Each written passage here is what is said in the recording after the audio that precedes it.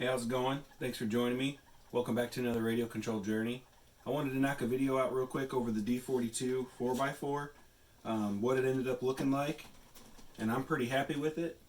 I'm missing a couple things here and there, but I'm pretty sure I'll be able to hunt them down. Side mirror, windshield wiper, and then a side door handle. But anyway, like I said, I'm pretty happy with it. I hope you guys are as well. I can't wait to get her out on the trail. I don't think it's going to be too top heavy, but I'm definitely excited to see. I'm about 95% finished with it. Got to do a couple of paint details, and then it's ready to go. Now, as far as this is the DAKAR truck I've been working on for a long time. And I wanted to show you guys how I built it and exactly what it consists of. So that way, when I do have the video out of this, after paint and stuff, about 80% with it, I still got to do paint, some minor touch-ups. You guys know how it's built and how I went about building it. I moved on from foam board to polystyrene builds, and it's really upped my game, and I'm excited to share that experience with you guys. So if you want to see this in the future when it's done, you guys know what to do. But without further ado, let's dig into this, since nothing's bolted down yet right now, and see how it's built. Wanted to throw in as a quick note, the Vintage RC Car of the Month is coming up. So for those of you who watched the video where I told you I was doing vintage RC car reviews, stay tuned. I wanted to do a little bit of research so I can cross all my T's and dot all my lowercase j's. So give me a little bit of time and that'll be coming up before too long. Yeah, this was an extremely fun build. I was super excited about building this. And I can't wait to play with it. I can't wait to make you guys a video and a full series. This is only the first of many, keep that in mind. So there's a fan behind that blows air all the way through into the cab where the speed controller is. And this is a functioning air scoop that is funneling air all the way down past this rubber. It's little rubber feet right there to ensure the fit, right on top of the motor. It's a custom carved out bumper that will get some Bondo. So I'm going to do lights, interior, Bondo, sanding, and paint. And then we'll of course button up some stuff on it first. So as we know, nothing's mounted. Let's take a look at the rear cab.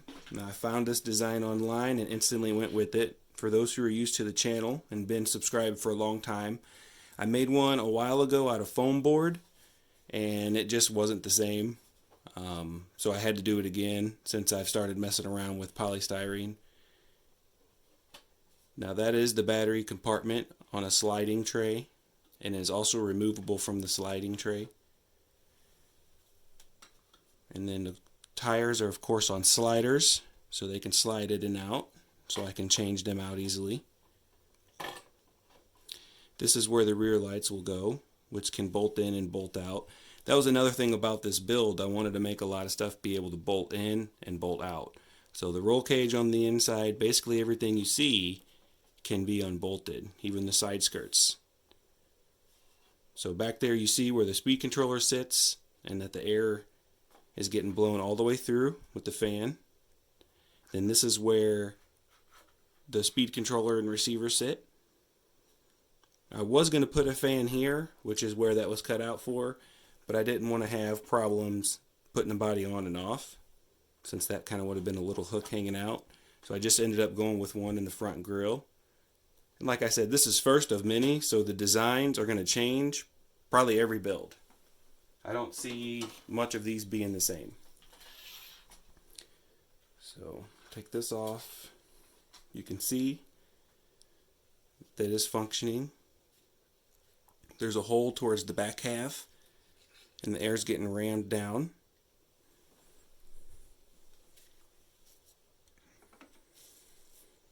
Right on top of the motor.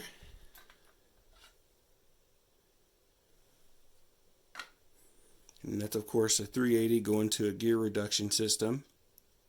Everything's plastic for now. Now that I know my links, I can get some metal drive shafts. Going to a divorce transfer case. And then of course to my Bic extra long drive shaft. And then to this one that is cobbled together. For sure cobbled together.